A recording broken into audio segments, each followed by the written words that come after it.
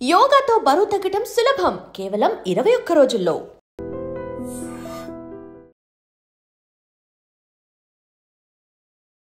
నమస్కారం, welcome to I dream.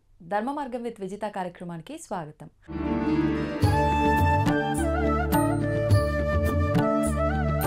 ప్రస్తుతం మనతో పాటు ఉన్నారు లలితా అమ్మవారి ఉపాసకులు గీతా కుమార్ గారు. ఇప్పుడు వారితో మాట్లాడి మరిన్ని విషయాలు తెలుసుకుందాం.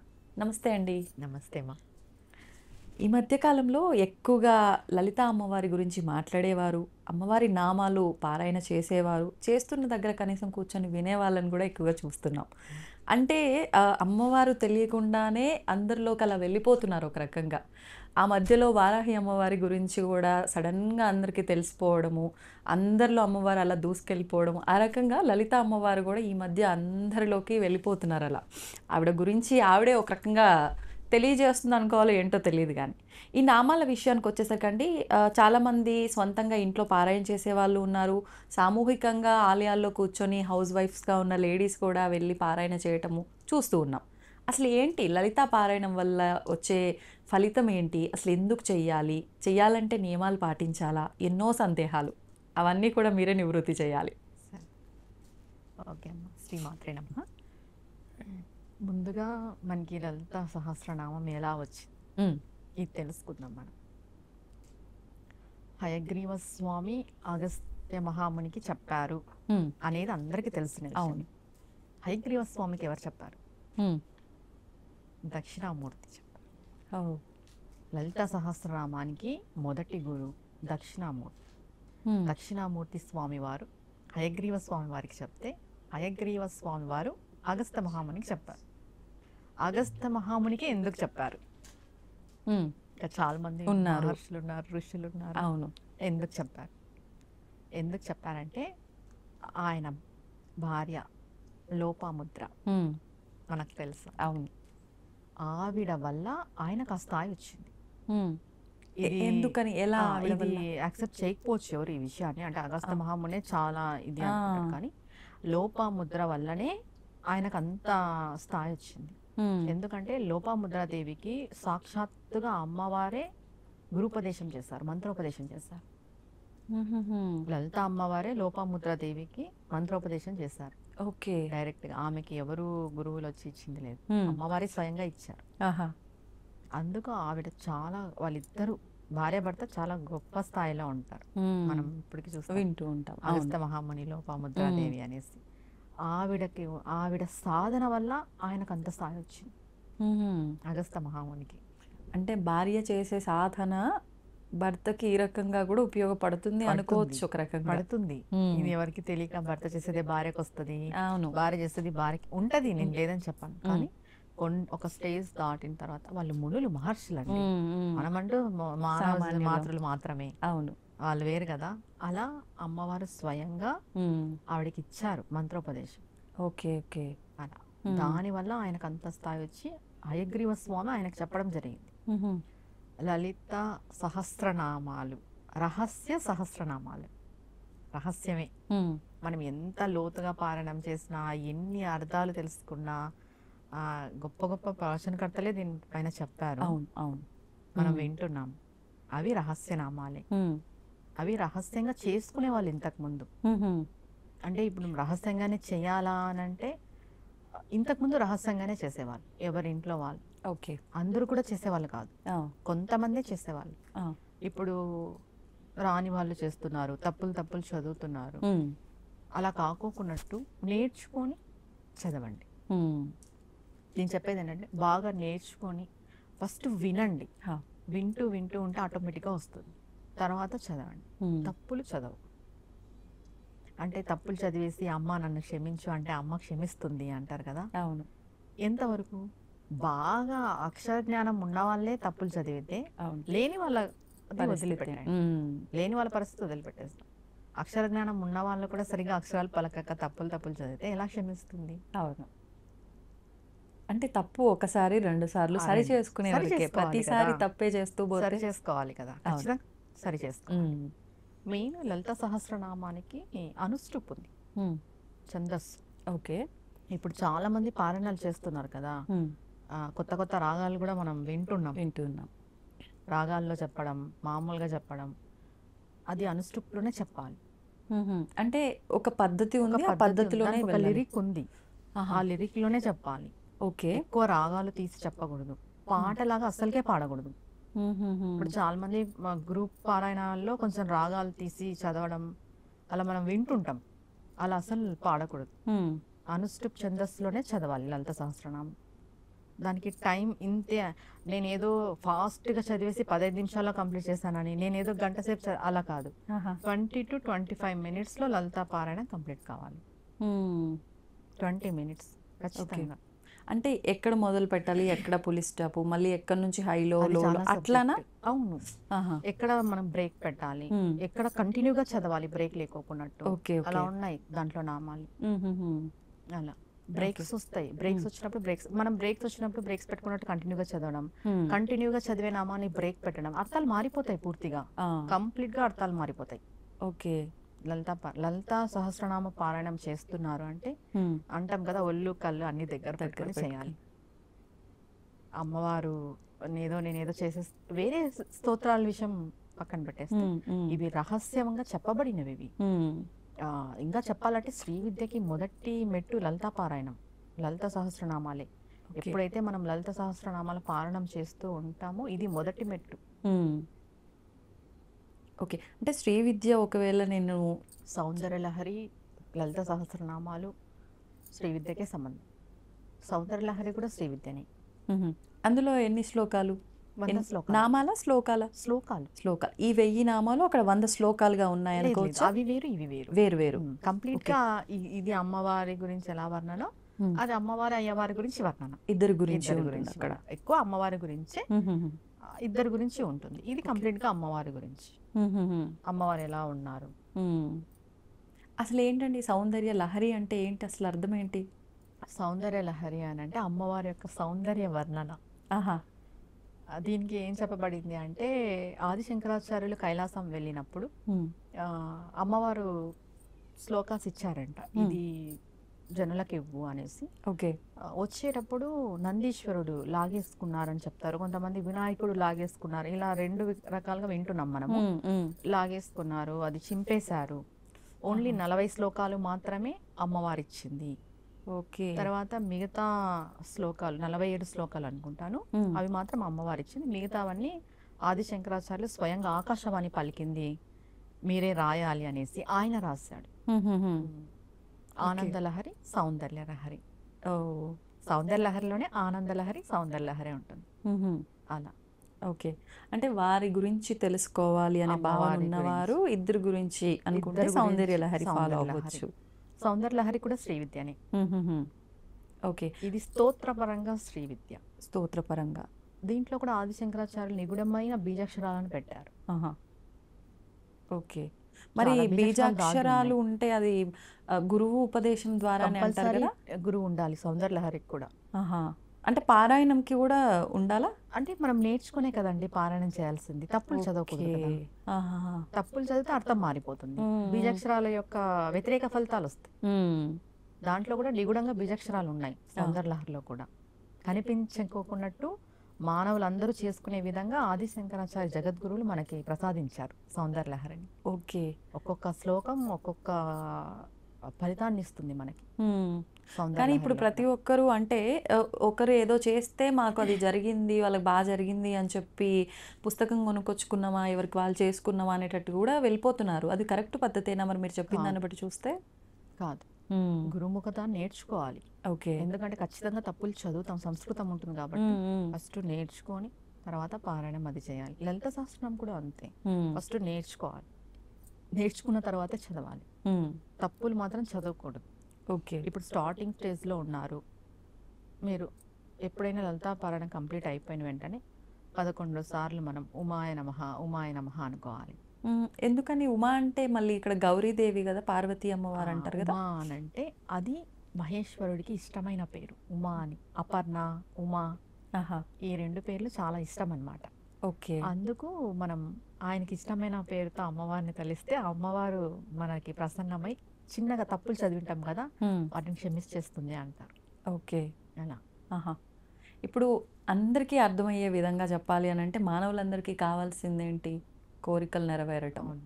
భక్తి, అమ్మవారి మీద ప్రేమ ఇదంతా పక్కన పెడితే మాకు ఈ ఇబ్బంది ఉంది తొలగిపోవాలి. లలిత చేయటం వల్ల ఇవన్నీ నిజంగా నెరవేరుతాయా? ముందుగా అయితే లలిత అని అనకూడదు. హ్మ్. లలిత Sorry. సహస్రనామాలు. హ్మ్. లలిత అని మనం ఆ. అనకూడదు. ఓకే. ఉమ్. ఆ. లలిత సహస్రనామాల్లో ఒక్కొక్క నామానికి ఒక్కొక్క ఫలితం ఉంది మనకి. హ్మ్. మనకి ఏ కష్టం వచ్చిందో ఆ కష్టం తగ్గట్టు ఆ నామాలు ఉన్నాయి. చేసుకుంటూ పోతే దీక్షగా చేసుకున్నా, లేదు లైఫ్ లాంగ్ మనం ఒక్కటే నామాన్ని పట్టుకున్నా కూడా మనం అల్టిమేట్గా ఆ సమస్య నుండి బయటపడిపోతాం. ఆహా, అంటే మొత్తం నామాలు చదవాల్సిన అవసరం కూడా లేదు. అవసరం లేదు. అంటే ఓకే. ఇది ఎలా చెప్తానంటే, ఇప్పుడు మనకి సొంత ఇల్లు కావాలి. ఆ. దాంట్లో ఏముంది, చింతామణి గృహంతస్థ అనే Hmm. శ్లోకం ఉంది, అది పట్టుకోవాలి. హ్మ్. హ్మ్. లలితా పారాయణం అంతా కంప్లీట్ చేసిన తర్వాత ఒకసారి ఆ శ్లోకాన్ని మనం ఇంకా నిత్యం చాన్ చేయాలి. ఒక్కసారైనా మనం ఒక్కసారి కంప్లీట్ మొత్తం. చేయాలి మొత్తం ఆహా. అన్ని శ్లోకాలు. హ్మ్. అలా ఓకే. ఇప్పుడు వింటున్న దానికి మనం పుస్తకంలో చూస్తున్న దానికి చాలా అంటే పదాలు, అక్షరాలు వ్యత్యాసం అవును. చాలా ఉంటాయి. అవును. అంటే మరి మనం ఏది ఫాలో అవ్వాలి? ఒకవేళ ఇప్పుడు మేము ఫాలో అవ్వాలి భాస్కర అనుకున్నాం. భట్ల రాశారు కదా, హ్మ్. ఆయనది ఫాలో అవ్వచ్చు. హుహు. భాస్కర భట్ల ఓకే. బుక్ ఉంది కదా, హ్మ్. హ్మ్. వాళ్ళది వేళ్ళపూడి వాళ్ళది కూడా బాగుంది బుక్, పుస్తకం, అది ఓకే. ఫాలో అవ్వచ్చు.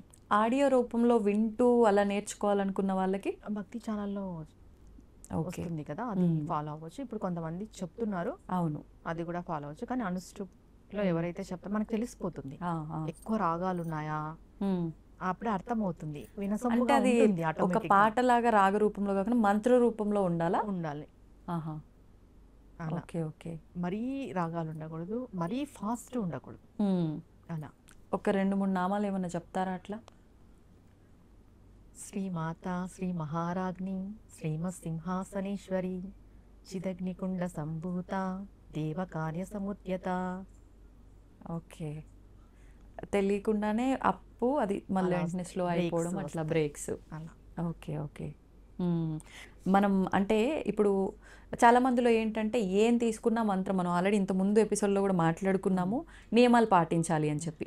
మీరు ఇందాక చెప్పినట్టుగా ఎప్పుడు కుదిరితే అప్పుడు చేసుకుంటాము లలితా సహస్రనామాలు అనడం కన్నా సూర్యోదయం లోపల అన్నారు. 6 అలా లోపు ఇంకేమైనా నియమాలు ఉన్నాయా? ఈవినింగ్ అంటే కొంతమంది 3 సార్లు చేసుకుంటారు డే. డైలీ. 12 to 1 లోపు చేసుకోవచ్చు. 3 సార్లు పారాయణం చేసుకునే వాళ్ళు 12 to 1 లోపు కూడా చేసుకుంటారు. అది వేరు, అది దీక్షగా చేసుకుంటారు. హ్మ్. 3 సార్లు చేసుకుంటామని. ఆహా. లేదు ఒక్కసారి పారాయణం చేసే వాళ్ళైతే మీరు ముందుగానే సంకల్పం చేసుకునేటప్పుడు ఈవినింగ్ చేసుకోగలరా, మార్నింగ్ చేసుకోగలరా డిసైడ్ అవ్వాలి. ఆహా. మేము ఎప్పుడు పడితే అప్పుడు చేసుకుంటాం అనేక లేదు. అంటే సంకల్పం మేరకు చేసుకునే అంటే వాళ్ళు, కోరిక మేరకు కుదిరినప్పుడల్లా అని చేసుకునే కాదు. వాళ్ళు. హ్మ్. కుదిరినప్పుడల్లా ఎవరు చేసుకోవచ్చు. నార్మల్గా ఏ కోరిక లేదు, మేము నార్మల్గా అమ్మవారివి వినాలి చదవాలనుకునే వాళ్ళు ఈవినింగ్ మార్నింగ్ చేసుకోవచ్చు. అది కూడా ఆఫ్టర్నూన్ టైమ్స్లో చదువుతాము హ్మ్. అదంటే కాదు. ఓకే. కోరిక మేరకు చేసుకునే వాళ్ళు ఫస్ట్ కంప్లీట్గా ఒక టైం డిసైడ్ అవ్వాలి, ఈవినింగా మార్నింగా అని.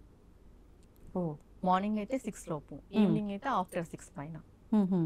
ప్రతిసారి మనం ప్రతిరోజు పారాయణం చేసుకునే వాళ్ళు నైవేద్యంగా పానకము వడపప్పు ఖచ్చితంగా పెట్టాలి. హ్మ్. మనం లలిత సహస్రనామాలు మనం పారాయణం చేస్తున్నాము అంటే ఖచ్చితంగా పానకం వడపప్పు నైవేద్యం పెట్టాలి. ఇది కూడా మాకు మా గురువు గారు చెప్పింది. హుహుహు. ఓకే. ఇప్పుడు ముందుగా అంటే దక్షిణామూర్తి గురువుగా భావించి మొదలు పెట్టడం కరెక్ట్ మొదలు అంటారా? పెట్టొచ్చు. మొదటగా మొదలు పెట్టేవారు. దత్తాత్రేయ స్వామి, దక్షిణామూర్తి హ్మ్. ఓకే. మొదలు ఇప్పుడు పెట్టచ్చు. స్వామికి సంబంధించిన ఏదైనా మంత్రం, ఏదైనా నామం ఉందా? అంటే మొదలు పెట్టే గురుభ్యో నమః అనుకోవచ్చు, సరిపోతుంది. చాలు. అందరు గురువుల్ని తలిచినట్టే. హ్మ్. శ్రీ ఓకే. గురుభ్యో నమః అదే అనుకోవచ్చు. లేదు మనం సపరేట్గా దక్షిణామూర్తి స్వామిని అనుకున్నాం, శ్రీ మేధా దక్షిణామూర్తి నమః, హ్మ్. శ్రీ మేధా సమేత దక్షిణామూర్తి నమః. హ్మ్. ఇద్దరు భార్యాభర్తని కలిపి అనుకోవచ్చు. ఓకే. ఇలా శ్రీ దత్తాత్రేయ స్వామిని నమః, దత్త దిగంబర హ్మ్. ఇలా ఓకే. ఏదైనా అనుకోవచ్చు. ఇంకా ఏది అనుకోలేమంటే శ్రీ గురుభ్యో నమః. హ్మ్. అలా ఫస్ట్ గణపతి మంత్రం, ఆ. తర్వాత గురువు మంత్రం, తర్వాత మనం సహస్రనామ పారాయణం. హ్మ్. ఎలానో గణపతికి మనం శుక్లాంబరధరం అవును. చెప్పుకుంటాం. అవును. మొదటగా ఏ కార్యక్రమం మొదలు అలా పెట్టినా తర్వాత శ్రీ గురుభ్యో నమః అనుకున్నా సరిపోతుంది. ఓకే. ఇప్పుడు లలితా సహస్రనామాలు అనగానే ఈ మధ్య కాలంలో అందరికీ వినిపించేది వసిన్యాది వాగ్దేవతలే ఈ లలితా సహస్రనామాలు అవును. చెప్పారు అని చెప్పి. అసలు ఎవరు ఈ వసిన్యాది వాగ్దేవతలు? అమ్మవారి యొక్క శక్తులు, అమ్మవారి నుండి ఉద్భవించిన శక్తులు. హుహు. శక్తి స్వరూపాలు. అంటే ఒక రకంగా అమ్మవారి ఇంకొక రూపాలు అనుకోవచ్చా? కాదు. కాదు. కాదు, మ్మ్. అమ్మవారి ఇంకొక రూపాలు కాదు, అమ్మవారి నుండి ఉద్భవించబడిన శక్తులు అంతే. మ్మ్హ. ఓకే. అమ్మవారి రూపం అమ్మవారే, ఆ, ఇంకా వేరే ఏం లేదు. ఓకే. వీళ్ళు శక్తులు, అమ్మవారి నుండి ఉద్భవించిన శక్తులు, మ్మ్. వశిన్యాది దేవతలు. మ్మ్హ. 8 మంది ఉంటారు వీళ్ళు. మ్మ్. వీళ్ళని మనం తలుచుకున్నా కూడా వాక్చాతుర్యం, వాక్శుద్ధి జరుగుతుంది. ఓ, అంటే విడిగా వీళ్ళకి సంబంధించిన జస్ట్ ఆరాధన? పేర్లు వశిని, నా- కామేశ్వరి, భగమాలిని, ఆహా. అట్లా ఇలా నేమ్స్ ఉన్నాయి. 8 మ్మ్. నేమ్స్ వస్తాయి. మ్మ్. అనుకున్నా కూడా మనకి వాక్శుద్ధి కలుగుతుంది అంటారు. మ్మ్. అంటే వీళ్ళని తలుచుకోవటం వల్ల మనకు మాటకి పవరా ఏమనొచ్చు, దాన్ని ఎలా మాట్లాడాలి? చాతుర్యం, వే ఆఫ్ టాకింగ్ అంటాం కదా, ఒకరు మాట్లాడితే మనం అట్రాక్ట్ అవుతాం కదా, అవును, అవును. అలా ఓకే. అది పెరుగుతుంది. మ్మ్. అంటే వీళ్ళు మాట్లాడుతుంటే అలా వింటూనే ఉండాలనిపిస్తుంది. ఇప్పుడు అలా అంటాం కదా, అవును, అవును. అట్రాక్ట్ అవుతాం. ఆ ఓకే. వాక్శుద్ధి కలుగుతుంది మనకి. మ్మ్. వాక్చాతుర్యం అంటాం కదా, అది మ్మ్. ఓకే. 8 పేర్లు. మ్మ్. ఇప్పుడు చాలామంది లలితా పారాయణము, లలితా సహస్రనామ పారాయణం అనేది ఇళ్ళల్లో ఒక వారం వీళ్ళింట్లో, ఒక వారం వాళ్ళింట్లో అని చెప్పి ఇలా ఏర్పాటు చేసుకొని చేస్తూ ఉన్నారు. ఇది సరైన పద్ధతేనా? చెయ్యొచ్చా? సరైన పద్ధతే, చెయ్యొచ్చు, కానీ బాగా చదవాలి, కరెక్ట్ గా చదవాలి, తప్పులు లేకుండా. తప్పులు లేకోకున్నట్టు. పారాయణం పెట్టుకోవడం తప్పు అనను నేను. మ్మ్. కరెక్ట్ గా మంచి వేలో నీట్గా నేర్చుకొని దానికి ఒక ఛందస్సు ఉందని నేను చెప్పాను కదా, మ్మ్. అనుష్ఠుప్ ఛందస్సులో పారాయణం చేసుకోవాలి ప్రతి ఒక్కరు. మ్మ్. ఓకే. ఊరికే పారాయణాలు చేస్తున్నాం, పాడుతున్నాము, రాగాలు అలా కాదు. మ్మ్. మీరు ఎప్పుడు ఎవరు పారాయణాలు పెట్టుకున్నా, ఎంత మందితో కలిపి పెట్టుకున్నా కూడా మ్మ్. మెయిన్ పానకం వడపప్పు మిస్ కాకూడదు, స్కిప్ కాకూడదు. ప్రసాదం అయితే అది ఖచ్చితంగా దానిపైన ఎన్నైనా పెట్టుకోవచ్చు, కానీ అవి 2 ఖచ్చితంగా ఉండాలి ఆహా. పారాయణం చేస్తున్నప్పుడు మాత్రం. ఓకే. ఇప్పుడు ఖచ్చితంగా పారాయణ చేయాలి అనుకునే వాళ్ళు ఇంట్లో కానీ పూజా మందిరంలో కానీ మాత్రమే చెయ్యొచ్చా? లేదండి మాకు ఒక 2-3 గంటల జర్నీ ఉంది, మేము డైలీ ఆఫీస్కి వెళ్ళాలంటే చేసుకోకూడదు. అలా కూడా చేసుకోవచ్చా? చేసుకోకూడదు. ఎందుకనండి? అవి రహస్య నామాలండి, వాటికంటే ఒక శక్తి ఉంది. మేము ఎలా పడితే అలా ఇప్పుడు బస్సులో మనం జర్నీ చేస్తుంటాము, ఎవరు ఎలా ఉంటారో మనకి ఎలా తెలుసు? ప్లేస్ కూడా శుద్ధిగా ఉండాలి కదా. అవును. మన ఇంట్లో, మన గృహంలో నీట్గా ప్లెజెంట్గా ఉండి మన పూజా మందిరంలో చేసుకోవచ్చు, టెంపుల్స్లో చేసుకోవచ్చు. ఆహా. అంతే తప్ప ఎక్కడ జర్నీలో చేస్తాం, దాంట్లో ఒక నామాన్ని తీసుకుంటాం కదా, దాన్ని మనం చాంటింగ్ చేసుకోవచ్చు. ఓకే. అంటే మీరు చెప్పినట్టుగా ఒకసారి పారాయణం అయిపోయినాక సింగిల్గా నామం తీసుకున్నప్పుడు ఉంటుంది. ఎప్పుడు చాంటింగ్ చేసుకోవచ్చు, ప్రాబ్లం లేదు. మ్మ్. మొత్తం సహస్రనామాలన్నీ చదువుతామంటే చదవకూడదు. మ్మ్. అలా ఓకే. కూర్చొని నీట్గా పద్ధతిగా చదువుకోవాలి అది ఒక చోట. ఓకే. ఇప్పుడు చదవాలన్నా కూడా అంటే డైలీ తలస్నానం చేయాలి, లేదంటే ఇలానే ఉండాలి, ఇక్కడే చేయాలి ఇంట్లో, ఇవి కూడా ఏమైనా చూసుకోవాలంటారండి? తలస్నానం నియమం అయితే లేదు లేడీస్కి. మ్మ్. పసుపు నీళ్ళు జస్ట్ మనం చిలకరించుకున్నా కూడా సరిపోతుంది. ఓకే. లేడీస్కి నియమం అయితే లేదు. మ్మ్. మనం ఏ టైంకి అయితే స్టార్ట్ చేసి ఎండ్ చేస్తామో ఆ టైంకే చేయాలి. మార్నింగ్ 6 లోపు అనుకుంటే మార్నింగ్ 6 లోపు ఖచ్చితంగా చేయాలి, సంకల్పం పెట్టుకున్న వాళ్ళు. మ్మ్.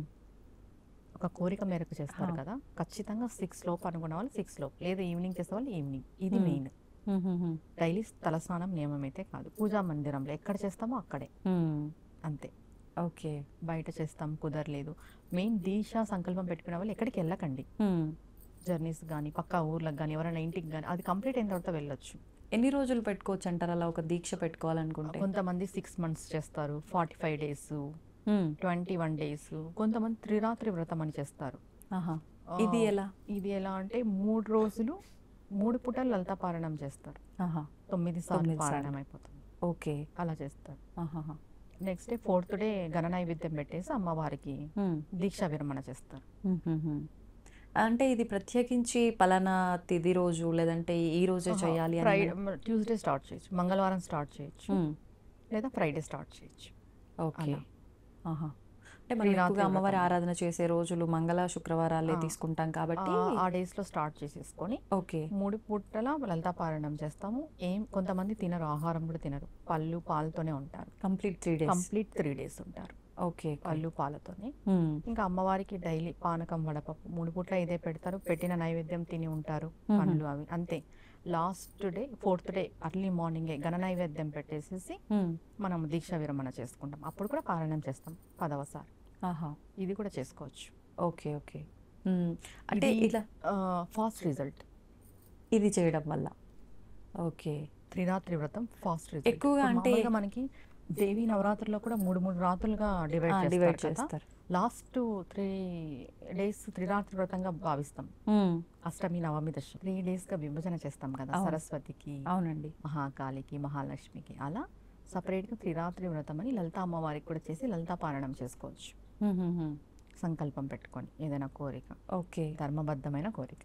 అంటే ఏ కోరికైనా మనకు ఇది అవ్వాలి అనుకున్నది పెట్టుకోవచ్చా, లేదంటే పలానా ఈ త్రిరాత్రికి సంబంధించి ఈ కోరిక కోసమే అని? మనది ఏదైనా ఏ కోరిక? సంసార పరంగా కానీ ఇప్పుడు నిత్య జీవితంలో మనకి ఏమేమి అవసరాలు ఉంటాయో అవును. అవి ధర్మబద్ధమైన కోరికలు ఖచ్చితంగా నెరవేరుతాయి. ఇది నిజంగా చాలా సింపుల్ కూడా, అందరూ చేసుకోవచ్చు. ఎక్కువ రోజులు అంటే నియమాలన్నీ మళ్ళీ బ్రేక్ చేసేస్తామో అన్న భయం ఉంటుంది. పారాయణం చేయాలి లలితా పారాయణం. ఇంకా 3 రోజులు బయటికి కదలొద్దా? కదలద్దు. ఆహా. భూసైనం చేయాలి. కొంతమంది ఏకభుక్తం ఉంటారు, కొంతమంది కంప్లీట్ గా తినరు. అది కూడా మన సంకల్ప ప్రకారంగానేనా? అది కూడా మన సంకల్పం, మన ఆరోగ్య రీత్యా చూసుకోవాలి. ఓకే. ఇప్పుడు దీక్షల్లో ఉన్నప్పుడు చల్లనీళ్ళ స్నానాలు అని ఇలా అంటూ ఉంటారు, దీనికి కూడా అది వర్తిస్తుందా? ఏదైనా మన ఆరోగ్య రీత్యానే చెప్తా నేను. ఓకే. మీరు స్నానం చేసుకోగలము అంటే చల్లనీళ్ళ స్నానం చేసుకోవచ్చు.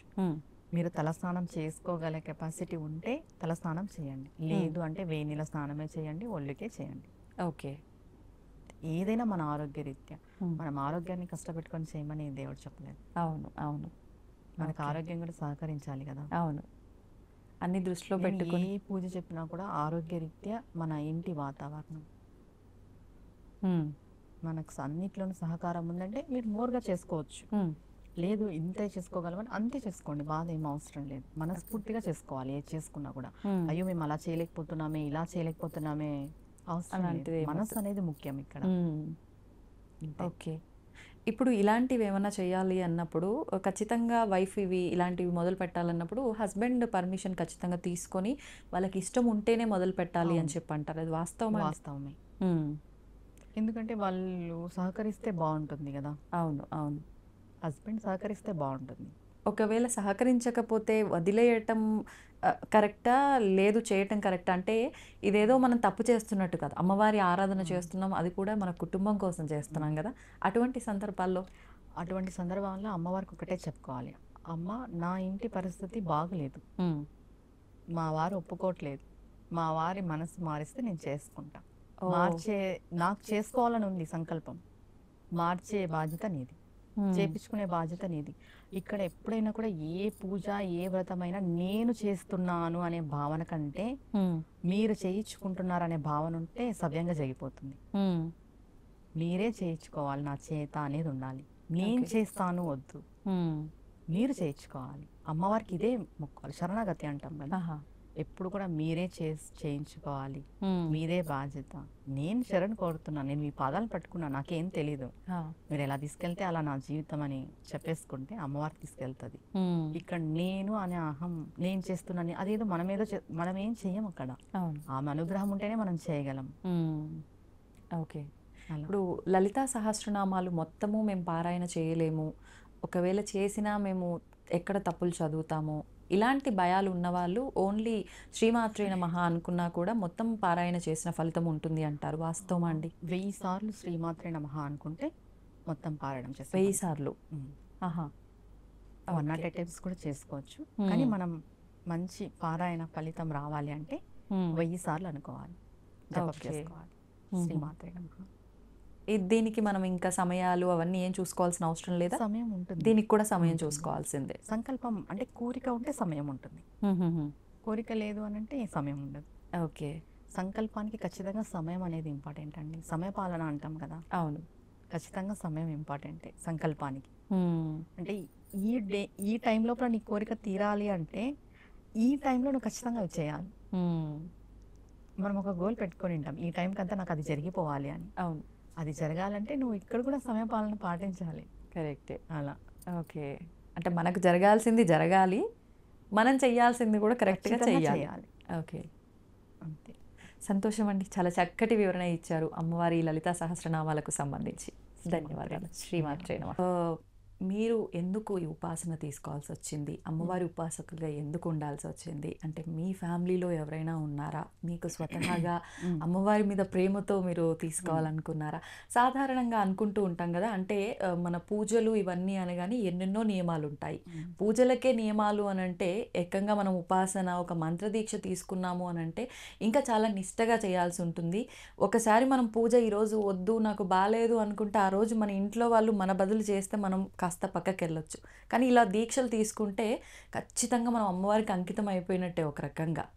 మరి అంటే ఎందుకు మీకు అనిపించింది, ఎందుకు తీసుకోవాల్సి వచ్చింది దాని గురించి? ఓకే.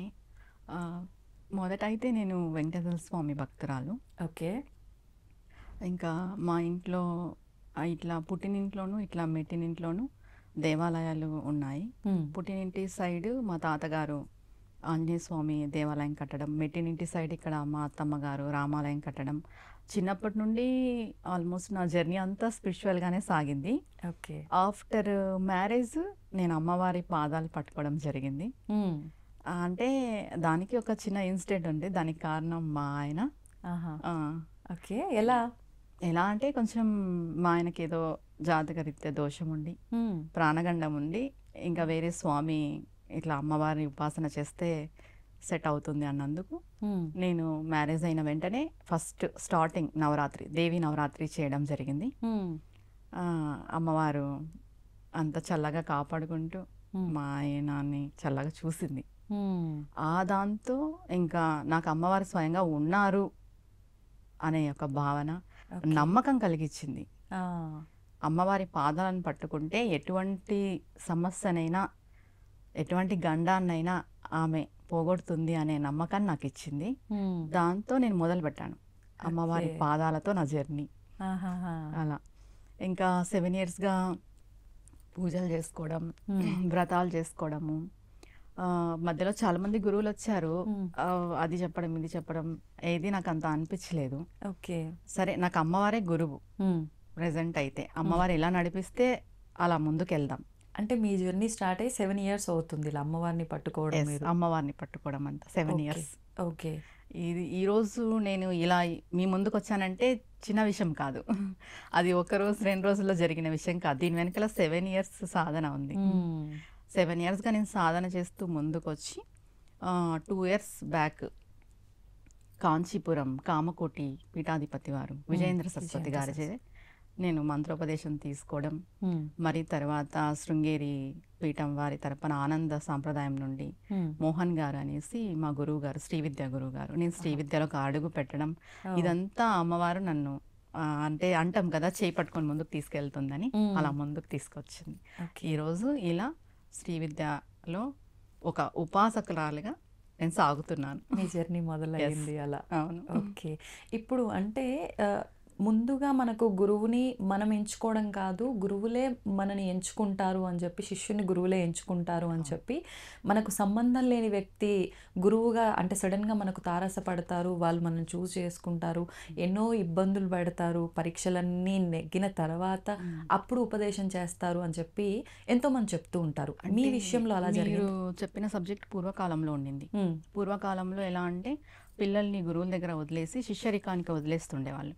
వదిలేసి వాళ్ళన్నిట్లోనూ బాగా నైపుణ్యం పొందిన తర్వాత గురువు వాళ్ళకి ఏదో ఒక అమ్మవారి మంత్రము, దేవుడి మంత్రము ఇచ్చి వాళ్ళని ముందుకు తీసుకెళ్లేవాళ్ళు. ఇప్పుడు అలా లేదు. ఇది కలియుగం అండి.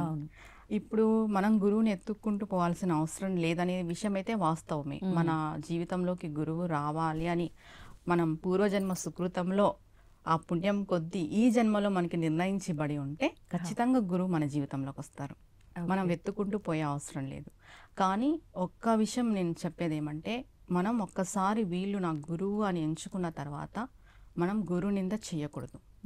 ఆ గురువుకి ఏమి తెలియకపోని నీ గురువు అని నీ జీవితంలోకి వచ్చిన తర్వాత మా గురువు గారికి ఇది తెలీదు అనే మాట కూడా మనం మాట్లాడకూడదు.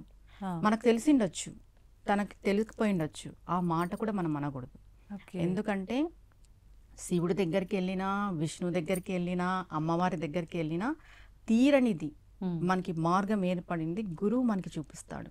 మనకు ఒక మార్గ దశ అంటాం కదా, అది అది మనకి గురువు వల్ల ఏర్పడుతుంది. మన జీవితంలోకి ఎటువంటి గురువు వచ్చి మీకు గురు స్థానంలో ఉన్న తర్వాత మా గురువు ఇలా నింద చేయకూడదు. ఆయనకి తెలియకపోని, ఆవిడకి తెలియకపోని మీకు వాళ్ళు గురువులు. మరి ఇప్పుడు అట్లా ఒకవేళ మీరు అన్నట్టుగా ఆయన దగ్గర అసలు ఎటువంటి జ్ఞానము లేదు అనుకోండి, మనం ఈజీగా వాళ్ళ దగ్గర నుంచి తప్పుకొని పక్కకు వచ్చేయాలా? వాళ్ళ దగ్గరే మనం ఇంకా గురువు కదా అని కంటిన్యూ చేయాలంటారా? తప్పుకొని పక్కకైతే రాకూడదు. ఎందుకంటారా, గురువు అనే స్థానంలో ఆయన ఉన్నారు, ఆయనకి ఏమీ తెలియకపోవచ్చు, ఆయన స్థానానికి మనం విలువ ఇవ్వాలి. ఎప్పుడైతే ఏమీ తెలియని గురువును కూడా మనం గురువుగా భావించి సేవ చేసి ఆయన మార్గంలో మనం నడుస్తామో ఆటోమేటిక్గా మనం భగవతిని చేరుకుంటాం, అమ్మవారిని చేరుకుంటాం, అయ్యవారిని. ఎవరెవరు ఇది వాళ్ళది, శాక్తేయం వాళ్ళు శాక్తేయం, శైవులు, వైష్ణవులు, ఎవరి వాళ్ళ ఇది చేరుకుంటారు. ఓకే, పరమపద సోపానం అంటాం కదా, అది మనకి గురువు ద్వారానే లభిస్తుంది. గురువుకి ఏమి తెలియకపోని మీకు గురువుగా నియమించబడ్డారు అంటే వాళ్ళని మనం గురువుగానే భావించాలి. వారి నింద కానీ, వాళ్ళకి ఏం తెలియదని కానీ వాళ్ళని దాటి మనం పోకూడదు. ఓకే, ఇప్పుడు మీరు ఇందాక చెప్పినట్టుగా ఆనంద సాంప్రదాయ ప్రకారంగా అని చెప్పన్నారు. అంటే దీంట్లో కూడా సాంప్రదాయాలు ఉంటాయా? ఎన్ని రకాల సాంప్రదాయాలు ఉంటాయి? దీంట్లో 64 కళలు ఉన్నట్టు 64 సాంప్రదాయాలు ఉన్నాయి. శ్రీ విద్యలో కూడా 64 సాంప్రదాయాలు ఉన్నాయి. ఒక్కొక్కరు ఒక్కొక్కటి. శ్రీ విద్య కూడా 2 భాగాలుగా విభజించబడింది, హాది విద్య, ఖాది విద్య అని. ఒకటి మనకి లోపాముద్రాదేవి, అగస్త్య మహాముని భార్య చెప్పబడింది. ఒకటి మన్మధుడి. అది మనకి ఆది శంకరాచార్యులు ఏది చెప్పారంటే, లోపాముద్రాదేవి ఏదైతే మనకు చెప్పిందో దాన్ని మాత్రమే మనము ఇది ఫాలో అవ్వాలి అనేసి చెప్పబడింది. కొంతమంది మన్మథ విద్య కూడా ఈ కాలంలో చేస్తున్నారు. ఏంటండి అంటే వ్యత్యాసం ఏంటి రెండిటి మధ్య? వామాచారం, దక్షిణాచారం. ఓ, ఇలా అయితే అందరికీ అర్థమైపోతుంది. వామాచారం, దక్షిణాచారం. అంటే మీరు అన్నట్టుగా చూస్తే దక్షిణాచారాన్ని ఆచరించాలి అని చెప్పి లోపాముద్రాదేవి అని అంటే, అంతే కదా. కానీ ప్రస్తుత రోజుల్లో చూసుకుంటే ప్రతి ఒక్కరూ కూడా ఎక్కువగా కవలాచారము అని చెప్పి, వామాచారము అని చెప్పి ఇలాంటి వాటి సైడ్ ఎక్కువగా మొగ్గు అంటే శ్రీ విద్య అంటే ఇప్పుడు హాది విద్య, ఖాది విద్య అనే విషయం పక్కన పెడితే చాలామంది దక్షిణాచారంలోనూ చేస్తున్నారు, అమ్మాచారంలోనూ చేస్తున్నారు. ఇంకా కౌలాచారం వచ్చేసి అది కుల ఆచారం బట్టి కూడా చేస్తారు అమ్మవారికి. కౌలాచారం అంటే వాళ్ళ కులం ఆచారం బట్టి ఉంటాయి కొన్ని. అది అంటే దక్షిణాచారము, వామాచారం 2 కలిపింది కౌలాచారం. ఓకే, ఇంకా అంటే వాటిల్లో నియమాలు ఏమి ఉండవా? ఎందుకని ఎక్కువగా వాటి సైడ్ మొగ్గు చూపడం? నియమాలు ఉండవా అంటే ఉంటాయండి, దానికి కూడా ఉంటాయి. కానీ దక్షిణాచారంలో ఉన్నంత నియమనిష్టలు ఉండవు. ఓకే,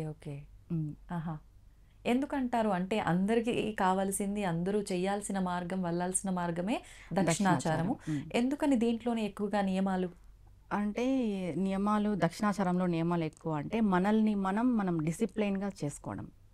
దక్షిణాచారం అంటే ఏదో పెద్ద పెద్ద నియమాలు అనుకుంటాం, కానీ మనం మనల్ని మలుచుకోవడం, దానికి దక్షిణాచారం.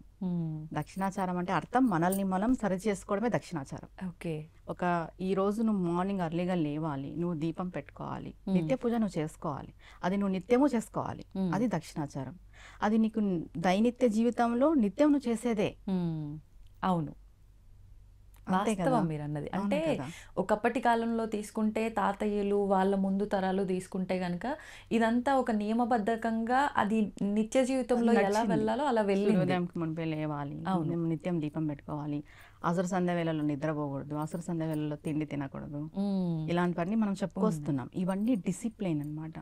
దక్షిణాచారం ఈక్వల్ టు డిసిప్లైన్. ఓకే, మనం ఎలా మనల్ని మలుచుకోవాలి అది. అంటే ఇవన్నీ మనము విని మూఢనమ్మకాలు అని పక్కన పెట్టే జనరేషన్ వచ్చేసరికి ఇవి మనకు నియమాలుగా కనిపిస్తున్నాయి, ఇబ్బందిగా కనిపిస్తున్నాయి.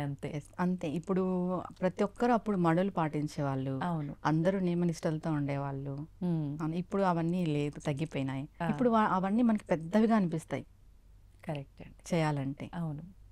మరి ఇప్పుడు అంటే మీరు ఆల్రెడీ బిఫోర్ స్పిరిచువాలిటీకి దగ్గరగా ఉన్నా కూడా మ్యారేజ్ తర్వాత ఒక రకంగా ఉన్నారు, ఉపాసన తర్వాత ఒక రకంగా, ఖచ్చితంగా చాలా వేరియేషన్స్ చూసే ఉంటారు. ఈ నియమాలన్నీ పాటిస్తూ ఉంటేనే, అలా ఉంటేనే అమ్మవారి అనుగ్రహం ఉంటుందా అంటే ఏం చెప్తారండి? లేదండి, మెయిన్ మన మనస్సు మంచిదే ఉండాలి, ఆ, మనం ధర్మంగా ఉండాలి, మనం ఒకరికి హాని చేయకూడదు, ఒకరి గురించి మనం తప్పుగా మాట్లాడటం కానీ ఏది జరగకూడదు. ఉమ్, ఒకటి, మనం ఉదయం లేచినప్పటి నుండి మన వరకు మనం ఏం చేస్తున్నాం, మనం మంచే చేస్తున్నామా, మనం మంచే వింటున్నామా, మనం మంచే చూస్తున్నామా, అంతే. దీన్ని బట్టి ఉంటే దీన్ని సాయుధ్యం అంటారనమాట. మనం ఒక నియమంగా రేపటి నుండి నేను ఉదయాన్నే లేవాలి అని పెట్టుకొని నువ్వు అది కంటిన్యూగా ఫాలో అయితే అది కూడా ఒక సాయుధ్యం కింద, అది కూడా ఒక భక్తి, అది కూడా ఒక దీక్ష కింద వస్తుంది. ఓకే. మీరు స్నానం ఆచరించే వంట చేయాలి అనుకుంటే ఖచ్చితంగా మీరు అది ఆచరించి మీరు ప్రతినిత్యం అది చేస్తూ వచ్చారంటే ఒక 6 monthsకి అది కూడా ఒక భక్తి కిందనే వస్తుంది. ఉమ్, ప్రతి ఒక్కటి మనం చేసే ప్రతి మంచి పని కూడా భక్తే. హా, ఇవి చేస్తేనే అమ్మవారిని చేరుకుంటామా అంటే కాదు. మనం ఇన్ని వ్రతాలు నోములు పెద్ద పెద్దగా పూజలు చేసేసి గ్రాండ్గా పూజలు చేసేసి మనం ఏదో మంచిగా లేకపోవడం, మన మనసు అంతా కల్మషం అయిపోవడము, మనం పక్క వారి గురించి ఏదేదో మాట్లాడడం, ధర్మంగా లేకపోవడం, ఉమ్, ఇవన్నీ ఉంటే మీరు ఎన్ని పూజలు చేసినా కూడా ఏం ప్రయోజనం లేదు. ఓకే. మెయిన్ మన మనసు అనేది ఇంపార్టెంట్ అండి ఉమ్, పూజకి. మీరు పూజ చెయ్యని చేయకపోని మీరు మంచిగా, మన మనసు మంచిగా ఉంటే ఉమ్, ఆటోమేటిక్గా మనం భగవతిని చేరుకుంటాం. ఓకే. దీనికి ఒక ఎగ్జాంపుల్ చెప్పాలి అంటే మనం ఒక గెస్ట్ని ఇంటికి పిలుస్తాం, మనకి చాలా ఇంపార్టెంట్ గెస్ట్. ఆ, ఒక మంచి చైర్ సింహాసనం పైన వేసి కూర్చోపెడతాం. తర్వాత ఇంకొకరిని పిలుస్తాం, వాళ్ళని కూర్చోపెడతాం. తర్వాత ఇంకొకరు వస్తారు, ఉమ్, వాళ్ళని కూర్చోపెడతాం. సింహాసనంలో ఇరుకైపోదు. ఇప్పుడు మన మనస్సు అనే మందిరంలో మనం భగవతిని కూర్చోపెట్టినాము. ఉమ్, అక్కడ మనము కామ క్రోధ మధు మాస్తర్యాలను తెచ్చి కూర్చోపెడితే భగవతి ఎలా ఉంటుంది? ఆమెకి ఎరుకైపోదు, ఆమె ఉండదు. ఉండలేదు. మన మనసు అనే సింహాసనం ప్లెయిన్గా క్లీన్గా ఉమ్, ఉంటే భగవంతుడు మన మనసులోనే ఉంటాడు. కానీ ఎలా సాధ్యపడుతుందంటారు అంత కల్మషం లేకుండా ఉండటం ఈ ఈ కలికాలంలో? కలియుగంలో సాధ్యపడదు కాబట్టే నామం పట్టుకోవాలి. ఉమ్, భగవంతుని నామస్మరణ ఎల్లవెల్లలా మనం చేయాలి అని చెప్తారు.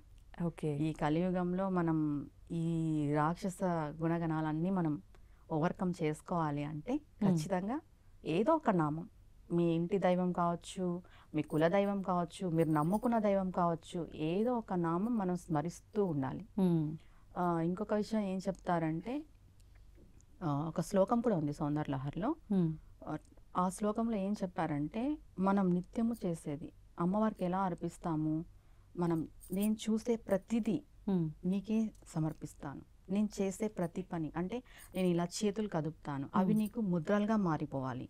నేను తినే ఆహారం, నువ్వు ఇచ్చే ప్రసాదం, ప్లస్ నేను తిన్నది నీకు నైవేద్యంగా మారాలి. ఉమ్, నేను వేసే ప్రతి అడుగు నీకు ప్రదక్షిణగా మారాలి. ఉమ్, నేను ఏ ముద్రలు, నా బాడీలో ఏ కదలికలు అయితే ఉన్నాయో అవన్నీ నీకే సమర్పణ. నేను అనుభవించే ప్రతి సుఖభోగాలు కూడా నువ్విచ్చింది, అది కూడా నీకే సమర్పిస్తున్నాను అని చెప్పబడుతుంది అనమాట. ఓకే. అంటే అది ఎలా అంటే మనం మాట్లాడే మాటలు అమ్మవారికి మంత్రాలుగా ఎలా అవుతాయి? ఉమ్, మనం మంచిగా మాట్లాడితేనే కదా అవును, అమ్మవారు స్వీకరిస్తుంది. అంతే అండి. మనం వేసే అడుగులు అమ్మవారికి ప్రదక్షిణ కావాలి అంటే మనం మంచి వైపు అడుగులు వేస్తేనే కదా వాస్తవం. అవి ప్రదక్షిణలుగా మారేది. అవును, మనం తినే ఆహారం నైవేద్యంగా ఉండాలి అంటే మనం మంచి ఆహారం తీసుకుంటేనే కదా అవును, అది నైవేద్యంగా మారేది. అవును. మనం చేసే చేష్టలు మనం మంచిగా చేస్తే, ఇప్పుడు ఒకరిని నిందించడం ఆ వేరియేషన్ వేరైపోతుంది. మనం మంచిగా ఒకరిని పొగడ్డం ఆ వేరియేషన్ వేరైపోతుంది. ఉంటుంది. మనం చేసే చేష్టలు కూడా అమ్మవారికి చెందాలి అంటే ముందుగా మనం బాగుండాలి. ఉమ్, మనం చేసే ప్రతి పని అమ్మవారికి చెందాలి అంటే ఆటోమేటిక్గా మనం బాగుంటాం. ఆ, నేను ఈ పని చేస్తున్నాను, ఇది అమ్మవారికి చెందుతుంది, అయితే నేను ఈ తప్పు చేయకూడదు, నేను ఈ తప్పు మాట్లాడకూడదు, నేను ఈ పని చేయకూడదు అని మనకు మనమే నియమించుకుంటాం. ఓకే. అది ప్రతి ఒక్కటి మనం నిత్యము చేసేది అమ్మవారికి సమర్పిస్తున్నామనే భావనతో ఉంటే ఉమ్. మనం తప్పులు చేయం, తప్పులు మాట్లాడడం. ఇప్పుడు చాలా మంది ఉంటారు, అంటే చాలా మూర్ఖంగా వాళ్ళు ఏం చేస్తున్నారో అదే కరెక్ట్, అదే మంచి పని. ఎదుటివారు ఎంత జెన్యున్గా కల్మషం లేకుండా ఉన్నప్పటికీ వాళ్ళదే తప్పు అని వితండవాదం చేస్తుంటారు. అంటే నాదే మంచి పని, నేను చేస్తున్నదే మంచి పని అని మాట్లాడే ఈ సమాజంలో అసలు ఏంటి నిజమైన మంచి అంటే ఏం చెప్పచ్చు? నిజమైన మంచి అంటే నువ్వు బతకడం, ఒకరికి హాని చేయకోకున్నట్టు, ఉమ్, పొద్దున లేచి నీ పని ఏంటో నువ్వు చూసుకోవడం, నీకు ఇతరుల విషయంలో నీకు జోక్యం లేకపోవడం, హా, తెలిస్తే నీకు మంచి చేయడం, మంచి చెప్పడం, లేదా వదిలేయడం, హాని చేయకోకున్నట్టు ఉండడం, అదే మంచి. మంచి చేయకపోయినా పర్వాలేదు కానీ ఇబ్బంది పెట్టే పరిస్థితి క్రియేట్ చేయకూడదు. మన వల్ల ఒకరు ఇబ్బంది పడకూడదు. అది మాటల వల్ల కానీ చేతల వల్ల కానీ ఇబ్బంది పడకూడదు. ఏదైనా కూడా మనం దూషించినప్పుడు అది మనకి తిరిగి రిటర్న్ లో వస్తుంది. నోటి వాక్కు చేతికి అంటారు. మనం ఏదైతే నోటితో మాట్లాడతామో దాన్ని మనం అనుభవించక తప్పదు. అంత పవర్ ఉందంటారా మాట? చూడండి, ఖచ్చితంగా ఉంది. ఓకే, అంటే ప్రతి ఒక్కరి మాటకి పవర్ ఉంటుందని చెప్పొచ్చా? స్పిరిచువాలిటీకి దగ్గరగా ఉన్న వాళ్ళ మాటలకి అని చెప్పొచ్చా? భగవంతుని నమ్ముకొని బతికే ప్రతి ఒక్కరి మాటకి పవర్ ఉంటుంది. ఎందుకంటే వీళ్ళు వదిలేసుకున్న భగవంతుడు వదిలిపెట్టాడు. ఆయన ఖచ్చితంగా జోక్యం చేసుకుంటాడు. అంతే. అది అయితే ఇప్పుడు భగవంతుడు ఖచ్చితంగా జోక్యం చేసుకుంటాడు. నాకు ఒకటి అడగాలనిపించింది. మరి భగవంతుడు జోక్యం చేసుకుంటాడు అన్నప్పుడు ఎన్నెన్నో ఇప్పుడు చూస్తూ ఉన్నాము, జరగకూడని అఘాయిత్యాలు, అసలు చిన్న చిన్న పిల్లలపైన కూడా ఎన్నెన్నో ఘోరాలు కూడా మనం విన్నాము, చూసాము, చూస్తూనే ఉన్నాము. మరి భగవంతుడు వీళ్ళందరికీ సమాధానం చెప్తున్నాడు అంటారా? జోక్యం చేసుకుంటున్నాడు కదండి. ఎలా? ఇప్పుడు ఆ అమ్మాయి పూర్వజన్మ కర్మ ఏంటో మనకు తెలియదు. ఇంతకుముందు వాడు ఎన్నో తప్పులు చేస్తుంటాడు. ఆ తప్పులో బయటపడినాడు. ఒక అమ్మాయిని ఇది చేయడం వల్ల వాడు బయటకు వచ్చాడు. ఆ అమ్మాయి పూర్వజన్మ కర్మ ఏంటో మనకు తెలియదు. బలి అయితే అయ్యింది, కానీ ఆ అమ్మాయి వల్ల వాడు బయటకు వచ్చాడు. ఇక్కడికి వాడి పాపం పండింది అనుకోవచ్చా? భగవంతుడు జోక్యం చేసుకుంటేనే కదా వాడు బయటికి రాగలిగాడు. ఆ అమ్మాయితో ఎండ్ అయిపోయింది వాడిది. ఇది చెప్తే ఎవరు నమ్మరు. ఇది చెప్పినా అంటే ఆ అమ్మాయి నిజంగా భగవంతుడు ఆ అమ్మాయి కూడా అలా జరగకూడదు అని మాట్లాడతారు. ఆ అమ్మాయి పూర్వజన్మ కర్మఫలం ఏంటో మనకు తెలియదు కదా. తెలీదు. అవునా కదా? వితండవాదం చేస్తారు. నేను కూడా చాలా విన్నాను ఇవి. నాతో కూడా చాలా మంది వితండవాదం చేశారు. అసలు భగవంతుడు ఉంటే ఇవి జరగకూడదు. ఇది కలియుగం.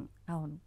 ఇంతకు ముందు రాక్షసులు స్వయంగా ఉండేవాళ్ళు, దేవుళ్ళతో పోరాడేవాళ్ళు. ఇప్పుడు రాక్షసులు లేరు. మన మనసే రాక్షసుడు. మన మనస్సులోనే ఉంటాడు రాక్షసుడు. దాన్ని మనం సంహరించుకోవడానికే ఈ ఆధ్యాత్మిక మార్గం ఎంచుకోవడం, దేవుళ్ళని మొక్కడం, ధర్మంగా ఉండడం. అది ఓకే. ఇప్పుడు ప్రతి ఒక్కరు కూడా మీరన్నట్టుగా అంటే మనకి ఏదో జరుగుతుంది అని పూజించే వాళ్ళే తప్ప భక్తితో అమ్మవారి మీద కానీ స్వామి మీద కానీ ఇష్టంతో పూజ చేస్తున్న వాళ్ళు ఉండరని కాదు, ఉంటారు, చాలా తక్కువ మంది ఉంటారు. అంటే కామ్యాల కోసం, ఉన్న ఇబ్బంది తొలగిపోవడం కోసం, కొంతమంది అయితే ఘోరంగా ఎదుటోళ్ళు బాగుపడకుండా ఉండడం కోసం చేసేవాళ్ళు, మొక్కేవాళ్ళు కూడా ఉంటారు. అసలు అంటే ఇవన్నీ భగవంతుడు చూస్తూ సహిస్తాడా అసలు? అంటే మీరు అన్నట్టుగా సహించాడు. ఏ దేవుడైనా కూడా, ఈ భగవతి అయినా, శివయ్య అయినా, విష్ణుమూర్తి అయినా ఎవరు సహించరు. ఏదో ఒక టైంలో విపత్కారం మనం అనుభవించక తప్పదు. మీరు ఇంకొక విషయం ఏమడిగారు, ఇవన్నీ చూస్తూ సహిస్తారా అంటే, మనం ఇన్ని జరుగుతున్నాయి కదా మనకి, ఈ సునామీలు, వరదలు, ఇబ్బందులు, ప్రకృతి విరుక్తంగానే కదా. అవును. విజృంభించినప్పుడు ఇవన్నీ జరుగుతాయి. మనం కరెక్ట్ గా లేనప్పుడే ప్రకృతి విజృంభిస్తుంది. ప్రకృతే అమ్మవారు. అవును.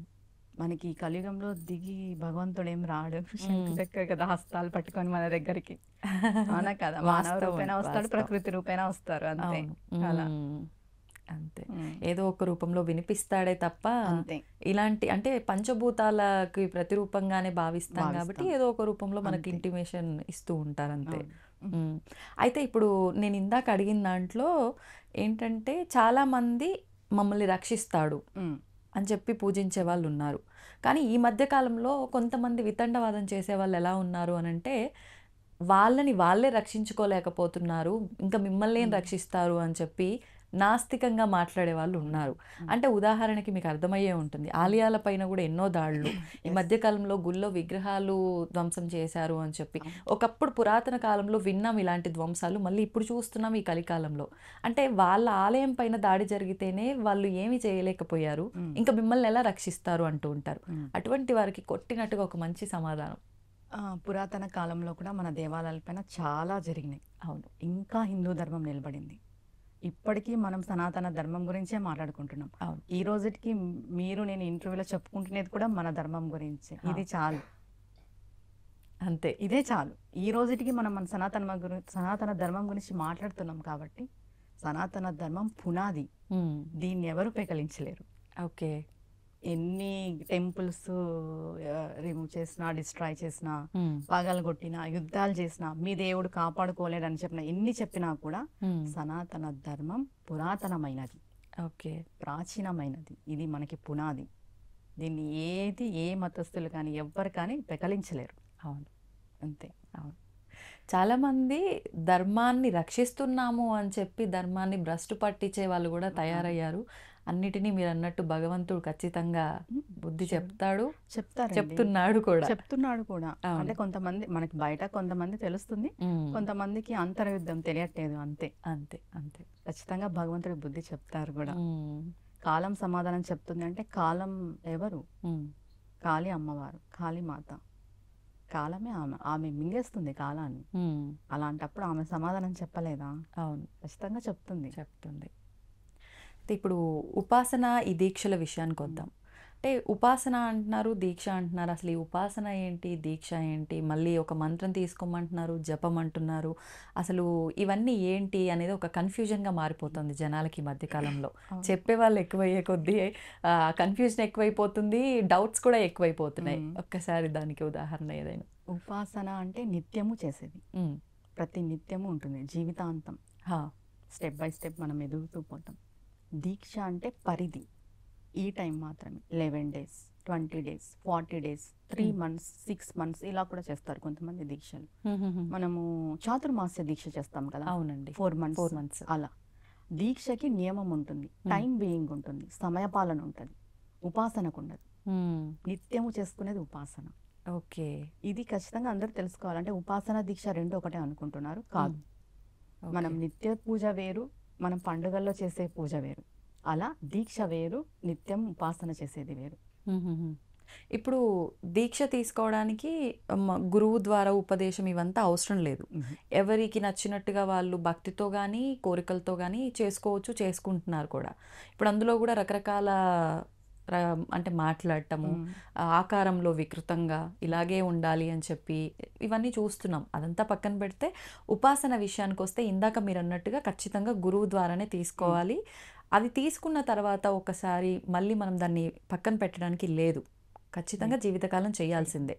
ఒకటండి, మనం గురువు ద్వారా ఒక మంత్రాన్ని తీసుకున్నాము అంటే మనం వేరొక మంత్రానికి వెళ్ళినా కూడా మనం తీసుకున్న మంత్రం మినిమం 16 times అన్నా మనం చాంట్ చేయాలి, వదిలేయకూడదు. ఓకే. ఒక మంత్రాన్ని వదిలేయాలి అంటే నదిలో వదిలేయాలి, లేదా ఆవు చెవులో చెప్పి వదిలేయాలి. వదిలేసి కూడా ఉన్నాయి. మనం అసలు మనకు వద్దు, మనకి సెట్ అవ్వలేదు అలా అనిపిస్తే కినా ఆవు చెవులో చెప్పన్నా వదిలేయాలి, నదిలో అన్నా వదిలేయాలి. లేదు మనం ఈ మంత్రంతో పాటు ముందుకెళ్దాం ఇంకొక మంత్రానికంటే ఖచ్చితంగా 108 times అయినా చేసుకోవచ్చు, లేదు 16 times అయినా చేసుకోవచ్చు. నేనైతే ఒకటే చెప్తాను, అన్ని మంత్రాలు వద్దు, ఒక్క మంత్రం ఒకటే చాలు. అన్ని నామాలు వద్దు, ఒకటే నామం, ఒకటే భగవంతుడు. ఎవరైనా కానీ మీ ఇష్ట దైవం, నేను ఇందాక చెప్పాను, మీ ఇష్ట దైవం, కులదైవం, మీ ఇంటి దైవం, ఎవరైనా సరే మీ మనసుకు నచ్చిన దైవాన్ని, నామాన్ని కానీ మంత్రాన్ని కానీ ఒక్కరిని పట్టుకొని ముందుకెళ్ళండి. జీవితంలో చాలా ఎత్తుకు ఎదుగుతాం, మనం చాలా నేర్చుకుంటాం, చాలా తెలుసుకుంటాం. ఇప్పుడు ఈ శ్రీ విద్య అసలు ఏంటండి? శ్రీ విద్య అంటే శ్రీ విద్య అంటే ఇది చాలా పెద్దది. అన్ని విద్యల కంటే పైన ఉన్నది శ్రీ విద్య. మామూలుగా మనం దశమ విద్యలు అంటాం కదా. అవును. దశమ విద్యల పైన ఉండేది శ్రీ విద్య. మనం ఒక్కసారి శ్రీ విద్యలోకి అందరూ అడుగు పెట్టలేరు. ఇది సాధారణ విషయం అయితే కాదు. అంటే ఎటువంటి వారు దీనికి ఏమైనా అర్హతలు ఉండాలా? అర్హత అని కదా అమ్మవారు నియమించుకుంటుంది, తనే డిసైడ్ చేస్తుంది. అమ్మవారు చేత జరిగేది, మామూలుగా సాధారణ మనుషుల చేత జరిగేది కాదు ఇది. మనకి అంటాను కదా, నేను చెప్పాను కదా, పూర్వజన్మ సుకృతం ఉండాలి, పుణ్యఫలం ఉండాలి. మనం ఈరోజు ఒక మాట అమ్మ అని అనాలన్నా కూడా ఆమె అనుగ్రహం లేదే మనం చెప్పలేము, అనలేము. అలాంటిది శ్రీ విద్యలో అడుగు పెట్టడం అనేది చాలా, అది గొప్ప విషయం. అది అందరికీ సాధ్యపడదు.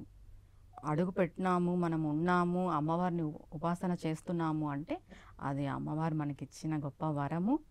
ఇంకా ఇంకా నో వర్డ్స్ ఇంకా దానిపైన చెప్పుకోవడానికి. ఓకే, అంతే. అది అందరికీ కుదరని. అందరూ అంటే వెళ్ళలేరు, వెళ్ళినా చెయ్యలేరు అని అంటే అమ్మవారే నియమించుకొని ఉంటుంది ఇది మాత్రం. ఓకే. అన్ని విద్యలు వేరు, శ్రీ విద్య వేరు. అంటే మామూలుగా మనం చెప్తాం దశమహావిద్యలే చాలా గొప్పవి, అవి సాధన చేస్తాని, దానికి పైన ఉంది శ్రీ విద్య. ఓకే.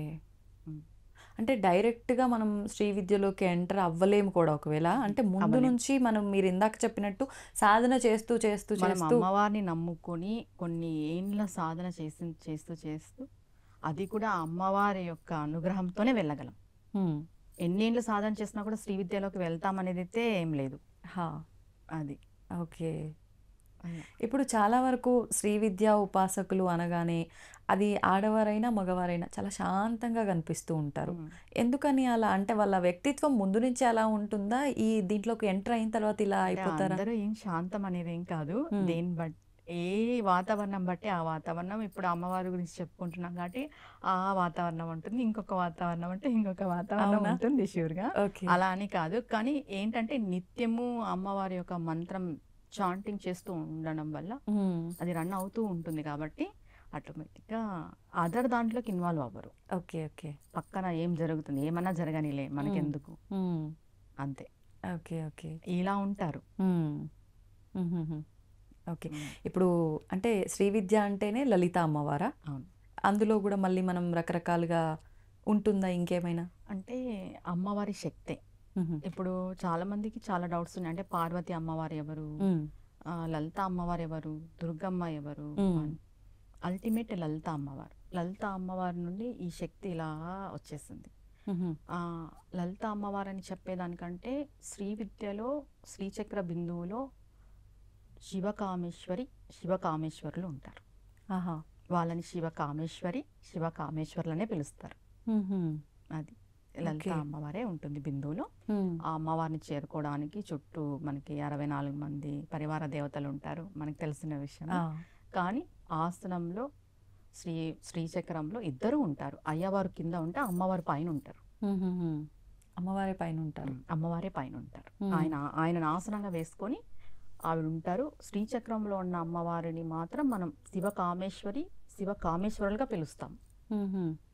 కానీ ఈ ఉపాసనలు, ఆరాధనల విషయానికి వచ్చేసరికి మనం ఎక్కడ కూడా వీళ్ళకి ఆరాధిస్తున్నట్టుగా ఎవరూ ఎక్కువగా మాట్లాడరు. అయితే లలిత అమ్మవారికి, లేకపోతే నార్మల్‌గా ఇప్పుడు అంటే శివుడు, పార్వతి. రాజరాజేశ్వరి అమ్మవారే లలిత అమ్మవారు. ఆమె పైకి మనకు కనిపిస్తుంది. హ్మ్. ఇప్పుడు ఎలా చెప్పాలి అంటే వాళ్ళిద్దరూ కలిసి ఉంటారు శ్రీచక్రంలో అనేది ఎంత వాస్తవమో, ఒక సాధకుడు వాళ్ళిద్దరిని కలపాలనేది కూడా అంతే వాస్తవం. అంటే మనకి 7 చక్రాలు ఉంటాయి, శ్రీచక్రాలు. షట్చక్రాలు. అమ్మవారు మూలాధార చక్రంలో ఉంటుంది అంటారు. హ్మ్.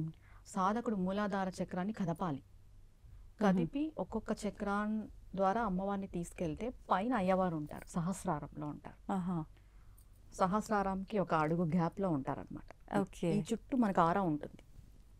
మెయిన్ మనకు కూడా పాజిటివ్ ఆరా ఇక్కడ నుండే ఉంటుంది, ఈ గ్యాప్ నుండి. హుహు.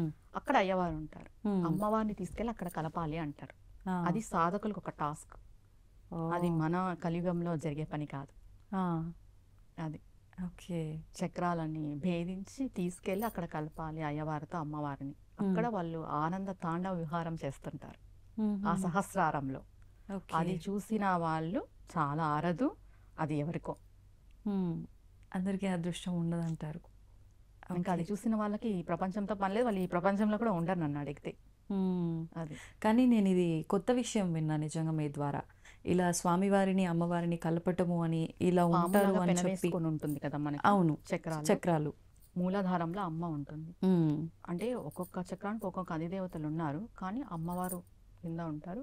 అమ్మవారిని తీసుకెళ్ళి అయ్యవారితో కలపాలి అంటారు.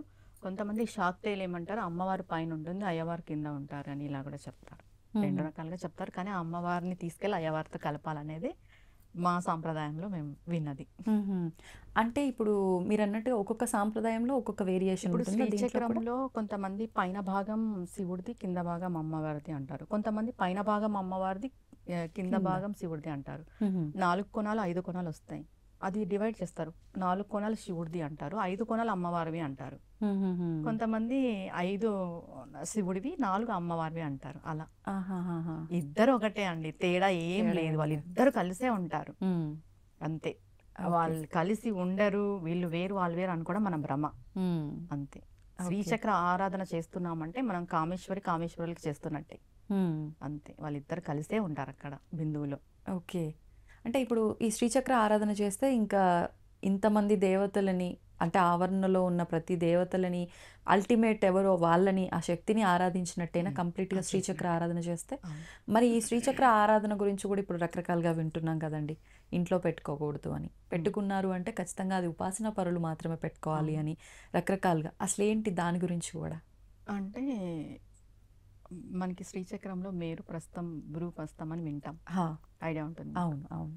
భూ ప్రస్థానం మేరు ప్రస్థానం అని పెట్టుకున్న తర్వాత మనం ఒకసారి పూజ మొదలు పెట్టిన తర్వాత ఖచ్చితంగా పూజ చేస్తూనే ఉండాలి. ఓకే. వదలకూడదు. కుంకుమార్చన చేసిన తర్వాత కుంకుమార్చన చేస్తూనే ఉండాలి.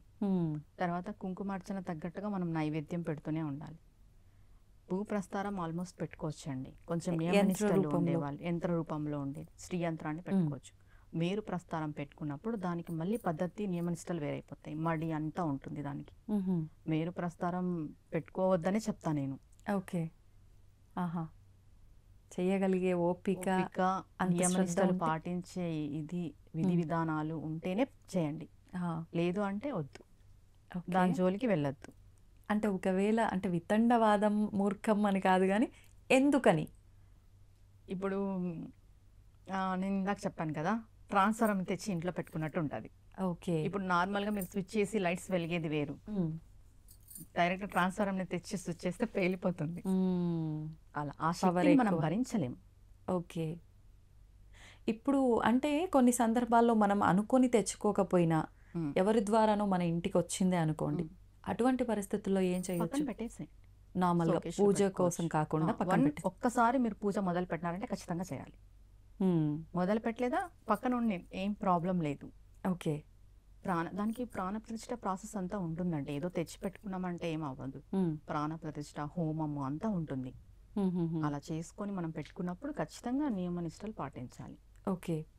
అంటే మనం ఇప్పుడు షోడశ ఉపచారాలతో పూజ కానీ మీరు చెప్పినట్టుగా కుంకుమార్చన చేయటము ప్రత్యేకించి దానికోసం విశేషంగా పూజ మందిరంలో పెట్టి చేస్తేనేనా, లేదంటే నార్మల్గా చిత్రపటాలతో పాటు పెట్టి ఒక కుంకుమ పెట్టి చేసినా కూడా ప్రాణప్రతిష్ఠ జరిగిపోయినట్టేనా? కాదు కాదు. ఖచ్చితంగా ప్రాణప్రతిష్ఠ చేసి హోమాధికాలు అన్నీ చేసుకున్న తర్వాతే ప్రాణప్రతిష్ఠ జరిగినట్టు. ఓకే. దానికి ప్రాసెస్ ఉంటుంది సపరేట్గా. నార్మల్గా మనం తెచ్చి పెట్టుకొని పూజ చేస్తున్నాము అంటే ఓకే, అది నమ్మకం అంతే. ఓకే. కానీ అది ప్రాణప్రతిష్ఠతో కూడుకున్నదైతే కాదు.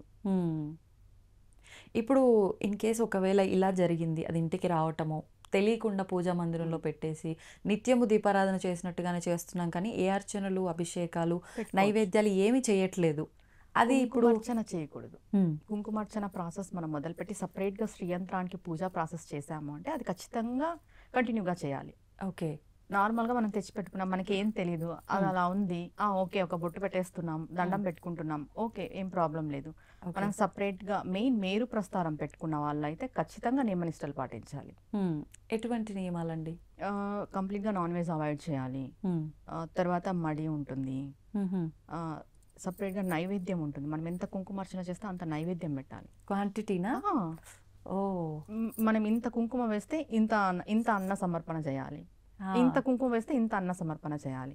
ఖచ్చితంగా మనం కుంకుమార్చన ఇంట్లో చేస్తున్నాము అని అంటే అన్న సమర్పణ జరుగుతూనే ఉండాలి. మన ఇంట్లో ఎవరో ఒకరికి మనం అన్నం పెడుతూనే ఉండాలి, అన్నం మన ఇంటి నుండి వెళ్తూనే ఉండాలి. అలా దీనికన్నా పెట్టుకోకపోవడమే మేలేమో కదండి. అది చెప్తున్నాను, మనం చెయ్యగలము అని సంకల్పం ఉంటేనే పెట్టుకోవాలి. ఒకవేళ ఇలా పెట్టుకున్నారు అంటే అన్ని యథావిధిగా చేయాల్సినవన్నీ చేస్తున్నారు, అనుకోకుండా ఏమైనా ఆటంకాలు అంటే ఇప్పుడు సూతకాలు ఉంటూ ఉంటాయి, అటువంటి టైంలో మరి చేయాల్సిన విధానాలు చేయకూడదు కదా, అప్పుడు ఏం చేయాలి? ఇంట్లోనే నీళ్ళలో పెట్టేయమంటారు చలవ, ఎందుకంటే శక్తి అక్కడ చాలా శక్తి ఉంటుంది. ఓకే, ఆ శక్తిని అలా ఒట్టిగా వదిలేయకూడదు కదా, వాటర్లో పెట్టాలి. అలా సూతకం అలా ఉన్నప్పుడు మళ్ళీ మనం సంప్రోక్షణ పుణ్యవాహనం అన్ని చేసుకొని మళ్ళీ మనం చేసుకోవచ్చు యథావిధిగా, అంత నార్మల్ అయిపోయినాక. ఓకే. ఒకవేళ అంటే ఇప్పుడు నార్మల్గా ఇదంతా కాదు, పెట్టాము పూజ చేస్తున్నాము, అలాంటప్పుడు మీరు అన్నట్టుగా ఆ పవర్ని తట్టుకోలేము అని అన్నారు కదా, దానివల్ల ఎలాంటి ఇబ్బందులు కలుగుతాయి? చికాకులు ఎక్కువ ఉంటాయి ఇంట్లో మెయిన్గా. ఓకే, అది మనం అబ్జర్వ్ చేసుకోవాలి. అంటే ఇది చేస్తున్న తర్వాత మనం ఎలా ఉన్నాము, ఇది చేసిన వచ్చిన తర్వాత ముందు ఎలా ఉన్నాము అనేది మనం బాగా గ్రహించుకోవాలి. ఓకే. ఏదైనా ఒక పని చేసినప్పుడు ముందు వెనక అనేది ఒకటి ఉంటుంది కదా, అలా దాన్ని బట్టి మనకు అర్థమైపోతుంది. అంటే నేను పెట్టుకోవడం తప్పు అనను, నియమాలన్నీ పాటిస్తేనే పెట్టుకోవాలి. మన సంకల్పం గట్టిగా ఉండాలి, నేను చేసుకోగలను అనేది ఉంటేనే పెట్టుకోవాలి. పెట్టుకొని ఊరికే లేనిపోని హైరాణ పడిపోయి మళ్ళీ ఇబ్బందులు పడిపోయి అదేదో వచ్చింది ఇలా అయింది, ఇదేదో జరిగింది ఇలా, అలా ఉండకూడదు. ఏది వచ్చినా ఏది కాదు, కానీ మనం ఆ శక్తిని భరించే కెపాసిటీ ఇంటికి ఉండదు. దేవాలయాలు వేరు, దేవాలయంలో పూజ, అర్చన, నైవేద్యం, విధి విధానాలు పూర్తిగా వేరు, మన ఇంట్లో వేరు కదా. అవును. అలా మనం ఎంత మాత్రం ఇంట్లో చేసుకోగలగాలో అంత మాత్రమే చేసుకోవాలి. ఓకే. అది లేదు మేము మడితో చేసుకుంటాం, మేము బాగా నియమంగా చేసుకుని చేసుకోవచ్చు. ఇప్పుడు ఒకవేళ ఇంట్లో ఎక్కువగా పూజలు అంటే ఇంట్రెస్ట్ చూపించేది ఆడవాళ్ళే. ఆడవాళ్ళు ఒకవేళ ఇలా శ్రీచక్రం తెచ్చి పెట్టుకున్నారు, పూజ చేస్తున్నారు అని అంటే మీరు చెప్పిన నియమాల్లో మాంసాహార నిషేధం ఖచ్చితంగా ఉంది. భూప్రస్థారం పెట్టుకున్నా కూడా మాంసాహారం వదిలేయాలి. వీరొక్కరేనా, ఇంటిల్లిపాది కూడా చేసేవాళ్ళు? ఇంటిల్లిపాదికి ఏం లేదు, చేసుకుంటామని ఇంట్రెస్ట్ ఉన్న వాళ్ళు వదిలేసేయాలి. ఓకే. చాలా మంది ఇప్పుడు చేస్తూ కూడా తీసుకుంటున్నారు. అవును, వదిలేస్తే మంచిది. మనం చేస్తాం కదా. అంటే శ్రీచక్రం అంటే అది ఆషామాషి విషయం కాదు. ఇప్పుడు చాలా మంది లైట్ తీసుకుంటున్నారు, కానీ మొత్తం బ్రహ్మాండం అంతా అందులో ఉంది. 64 పరివార దేవతలు, అమ్మవారు, అయ్యవారు, మళ్ళీ వాళ్ళకి సంబంధించిన దేవతలు, ఒక్కొక్క దేవత ఉంటుంది కదా.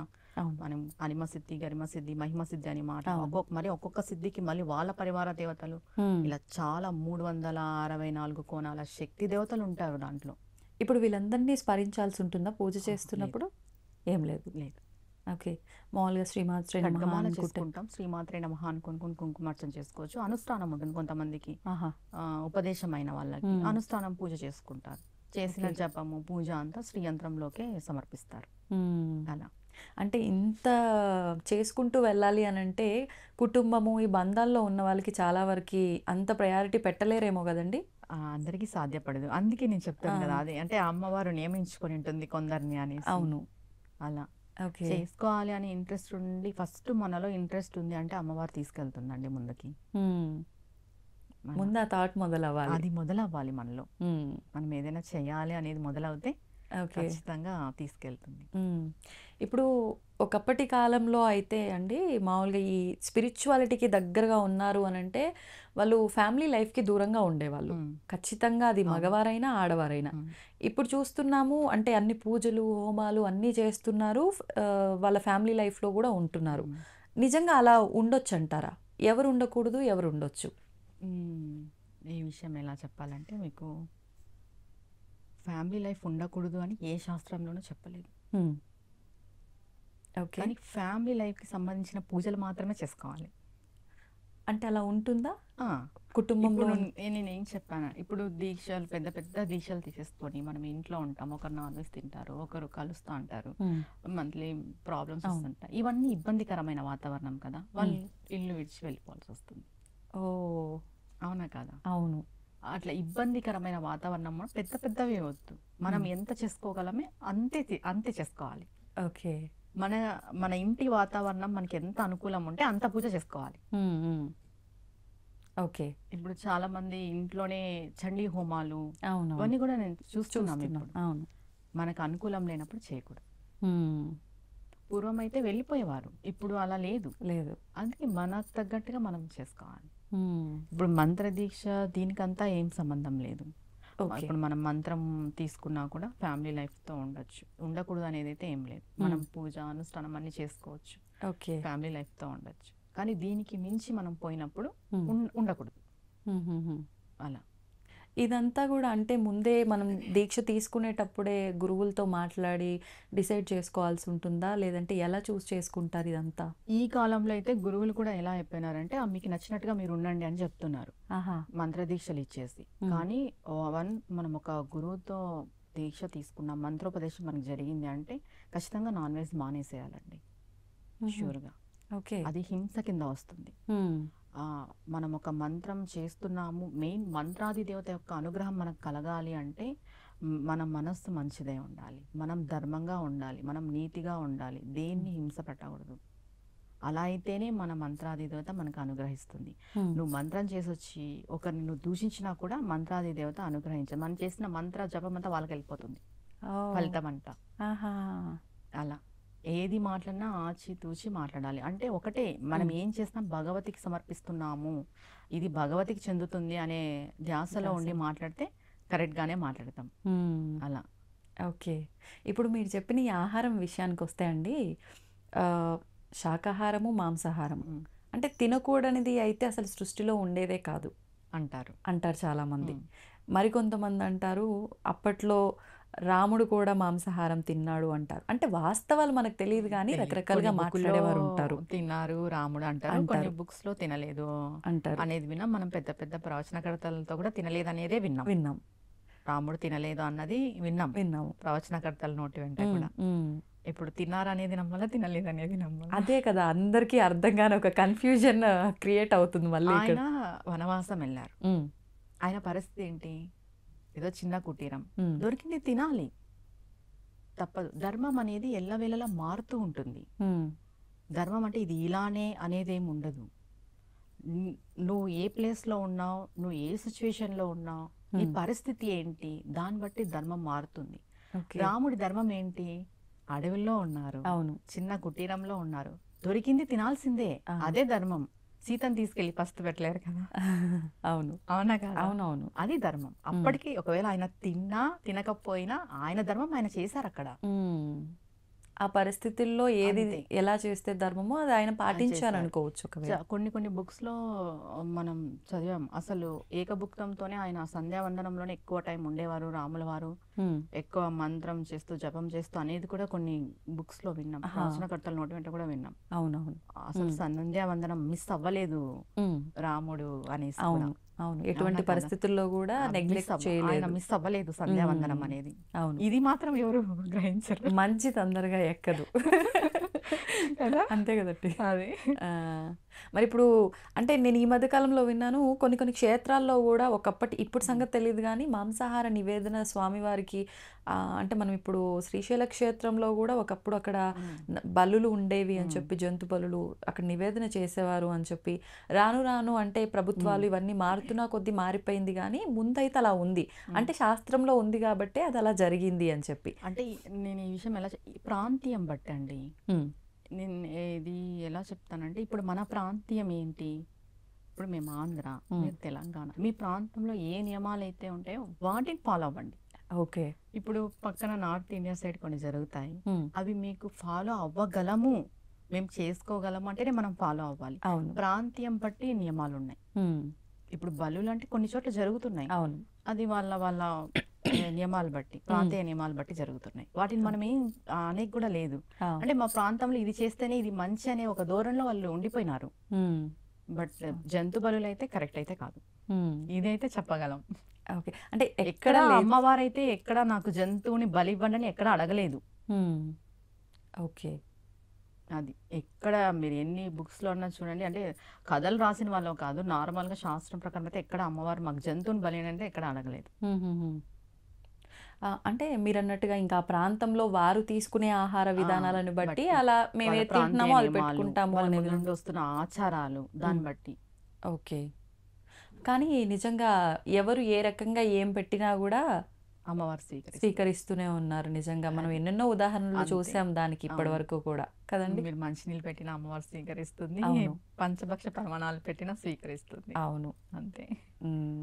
అయితే ఇప్పుడు ఈ అమ్మవారి విషయము, స్వామి విషయము ఇవన్నీ పక్కన పెడితే, ఇదంతా మాకేం చేత కాదండి, ఎవరిని సొంతంగా మేము పట్టుకోవాలన్నా కూడా నియమాలు పాటించాలంటున్నారు, మంత్రం అంటున్నారు, ఏదేదో నామాలు అంటున్నారు. ఇవన్నీ కాదు, మేము ఓన్లీ నిత్యం దీపారాధన చేసుకుంటాము, మరి మేము సుఖ సంతోషాలతో ఉంటామా అనుకునే వారికి ఏం చెప్తారు?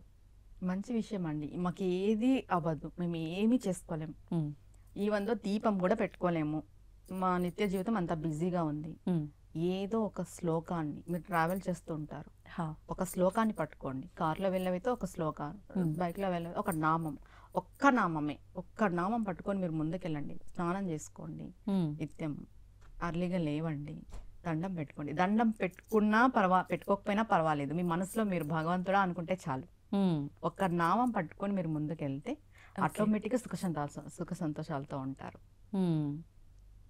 ఎవరైనా సరే, ఎవరైనా ఎవరికి సరే. తోచిన నామం మెయిన్ మన మనసు మంచిగా ఉండాలి. నేను అదే ఎప్పుడు చెప్తాను ఎవరికైనా, నేను అందరికీ చెప్పేది ఒకటే, మన మనసు మంచిగా ఉండాలి, మనం ధర్మంగా ఉండాలి, నీతి నిజాయితీగా ఉండాలి, ఆటోమేటిక్గా భగవంతుడే మన కోసం దిగొస్తారు. ఒక నామం పట్టుకోవాలి. ఇది కలియుగం కాబట్టి భగవాన్ నామస్మరణ చాలా అవసరం.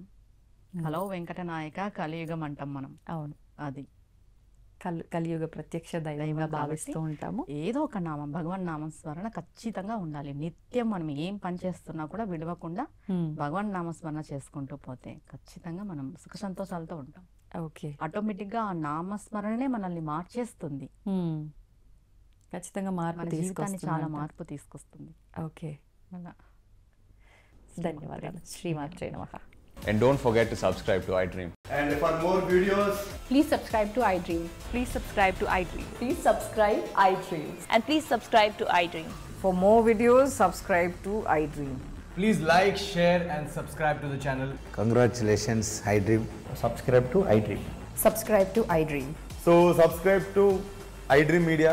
iDream ki iDream team andarki huge congratulations. Please subscribe iDream Media. Please subscribe to iDream. Subscribe iDream. Please subscribe to iDream. iDream అంటే నా కళల ఛానల్ను సబ్స్క్రైబ్ చేసుకున్న నోరు తిరుగుతలేదు, మీరైతే గంట గుర్తు కొట్టండి. For more such videos, please subscribe to iDream.